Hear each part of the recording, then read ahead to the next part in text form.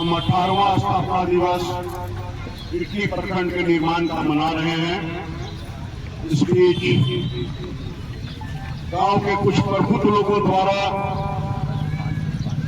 इस स्थापना दिवस समारोह का जो प्रयास किया गया, मैं इसके लिए इनको साधुवाद देता हूँ, उनके जज्बे को सलाम करता हूँ।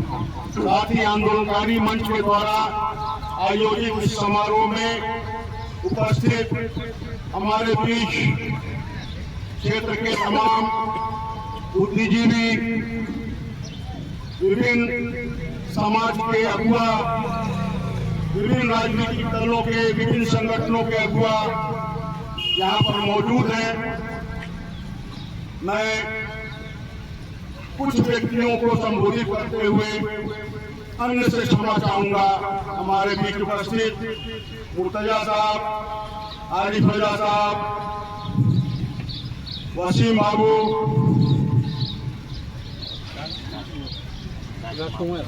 रवि जी, ज्यादा करीब होता है उसको पहले भूल जाते हैं, मोइन अंसारी जी, गुलजार जी हमारे बीच अभी मौजूद हुए थे, कलीम अंसारी जी हमारे अभिन्न सहयोगियों में से यहाँ मौजूद है, रामचंद्र जी हमारे प्रेस के प्रतिनिधिगण और मेरे युवा नौजवान साथी। इटकी प्रखंड के आंदोलन और इसके निर्माण से संबंधित बहुत सारी बातें आप जानते हैं। आंदोलन को आपने देखा है, भले ही आपने बचपन में देखा उस आंदोलन को, आज आप युवा हैं। इस आंदोलन और इटकी प्रखंड का निर्माण का सिर्फ 18 वर्ष की आयु नहीं, बल्कि 32 वर्ष की आयु है। 14 वर्षों तक यह आंदोलन सड़कों पर, गलियों पर, कुचों पर, चौराहों पर, राजधानी रांची की सड़कों पर और तत्कालीन बिहार पटना जो राजधानी हुआ करता था बिहार, उसकी सड़कों पर अपनी आवाज बुलंद करता रहा। मैं आपको संक्षेप में इस इटकी प्रखंड आंदोलन से संबंधित कुछ बातों को रखना चाहूंगा। यह आंदोलन निसंदेह एक सामाजिक रूप से इटकी के सभी जाति, वर्ग, समुदाय के लोगों का आंदोलन था, न कि किसी राजनीतिक दल या किसी व्यक्ति का आंदोलन था। इस आंदोलन को इटकी क्षेत्र के हजारों लोगों ने मिलकर लड़ा है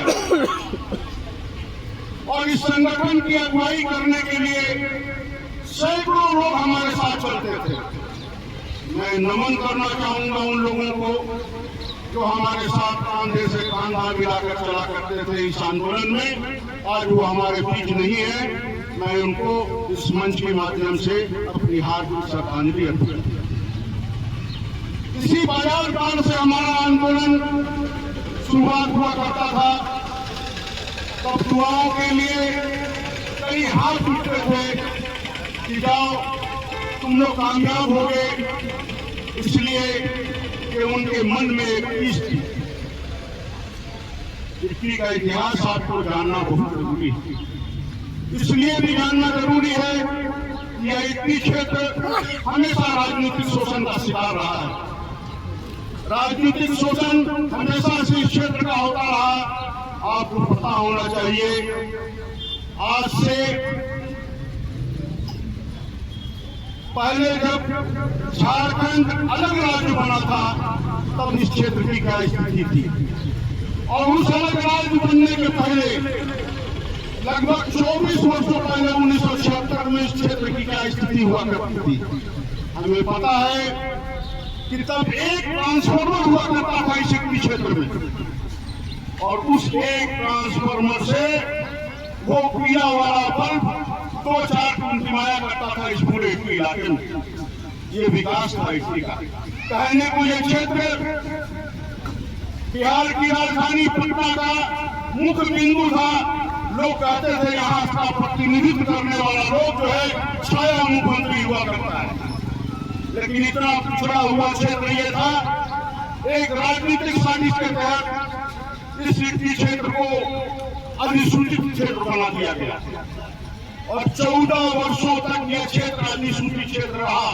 इसे न शहरी क्षेत्र का सम्मान मिला और न ही ग्रामीण क्षेत्रों का सम्मान मिला।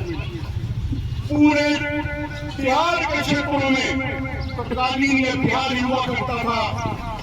हम लोग दूसरे गांव में चापाकल देखा करते थे, लेकिन इतनी तो एक चापाकल नसीब नहीं था, क्योंकि ऐलान का समय हो चुका है। इसलिए क्षेत्र बनाकर इस क्षेत्र को 14 वर्षों तक विकास से वंचित रखा गया और उसी के बाद ये सोच उठी कि इटली को अलग प्रखंड होना चाहिए और इसके लिए इटली नागरिक परिषद नामक एक स्वयंसेवी संस्था का गठन किया, जिसमें समाज के विभिन्न वर्गों के लोगों ने अपनी सहज भागीदारी इसमें दी। जिन्होंने उसमें कुछ व्यक्तियों ने आर्थिक रूप से, शारीरिक रूप से हमें अपना सहयोग प्रदान किया और यह आंदोलन आगे बढ़ा। लगभग 14 वर्षों के संघर्ष के बाद इटली अलग प्रखंड का निर्माण का मार्ग प्रशस्त हुआ। मैं एक बात आपको ये बता दूं कि ये लड़ाई जो इटली अलग प्रखंड की लड़ाई थी, ये लड़ाई बड़ा विचित्र लड़ाई। इसकी विचित्रता आपको जानना चाहिए। आप विभिन्न क्षेत्रों में राजनीति करने वाले लोग हैं, आप समाज को कल नेतृत्व प्रदान करेंगे।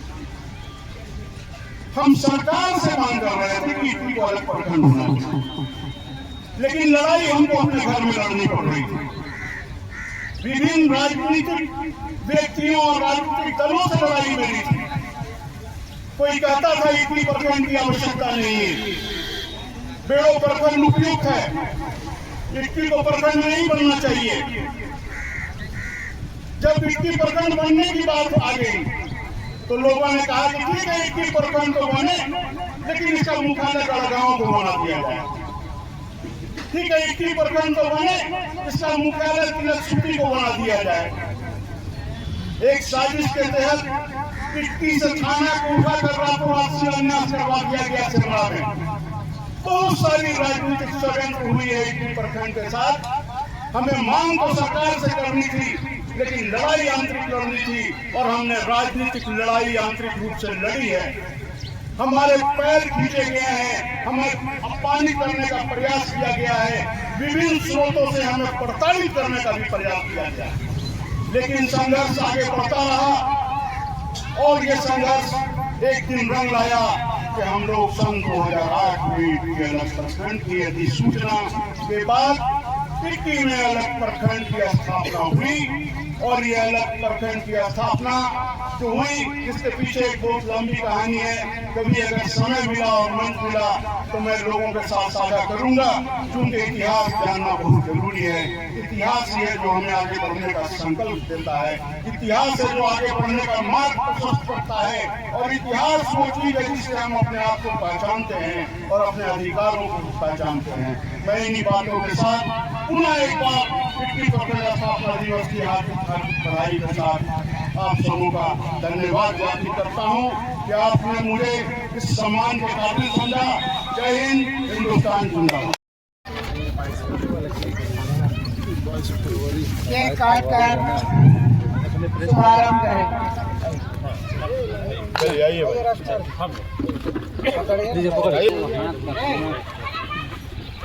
रेडी, चलिए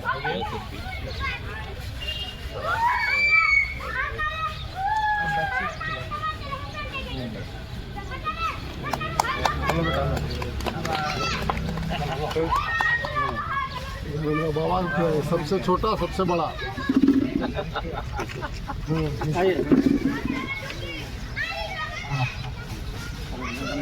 चलिए आप